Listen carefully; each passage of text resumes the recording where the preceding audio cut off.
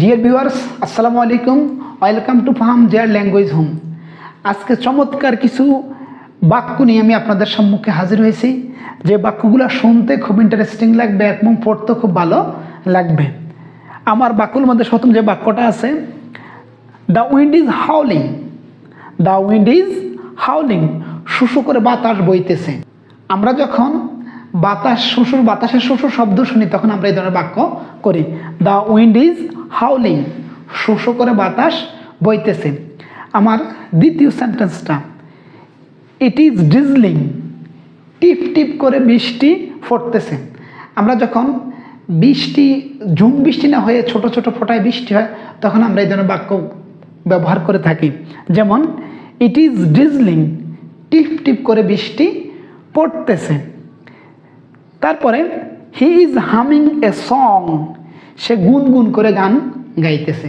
যখন কেউ স্পষ্ট শব্দ না করে, জোরে না বলে, আস্তে আস্তে আদো আদো শব্দে গান গায় তখন আমরা বলি he is or she is humming a song.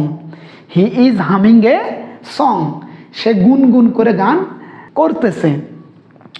তারপরে the tree broke down with a crush.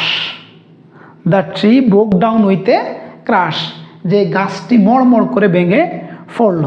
যখন হঠাৎ করে মড়মড় করে কোনো গাছ ভেঙে পড়ে তখন আমরা এই ধরনের বাক্য ব্যবহার করে থাকি।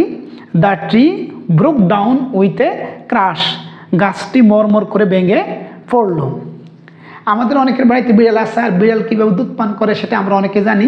তাই আমরা যদি বলি the cat is loafing of milk, বিড়ালটি চুপ চুপ করে দুধ খাচ্ছে।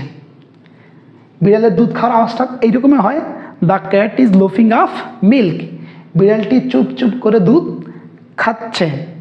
তারপরে যখন আমরা নতুন কোনো পরিবেশে কোনো শিশুকে ডাকি বা আসে, সাধারণত সে কোনো কারো কথা শুনলে বা কোনো কাজ করতে বলে স্বাভাবিকভাবে একটু ভয় পেয়ে থাকে। যখন আমরা দেখি কোনো শিশু কোনো ভয় পাইতেছে তখন আমরা এই ধরনের বাক্য ব্যবহার করতে পারি। The boy was shivering all over with fair, ছেলেটা ভয়ে ভয়ে থরথর করে কাঁপতে লাগলো। একটা ছোট্ট শিশু সাধারণত ভয় পেয়ে থাকে, তাই the boy was shivering all over with fair, ছেলেটা ভয়ে ভয়ে থরথর করে কাঁপতে লাগলো। শেষ বাক্যটা যেটা হচ্ছে, আমরা যখন কেউ আমাদেরকে বারবার কোনো বিষয়ে জ্বালাতন করে বা বারবার বলে তখন আমরা আর সহ্য করতে পারি না।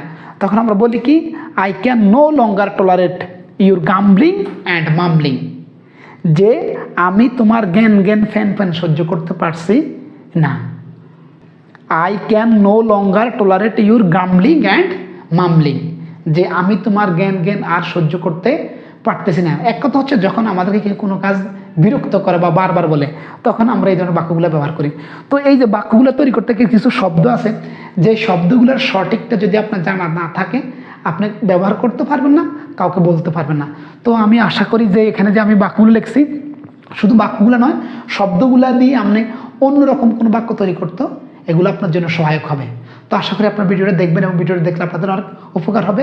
আপনারা সবাই ভালো থাকবেন, আমার জন্য দোয়া করবেন। ওকে, আল্লাহ হাফেজ।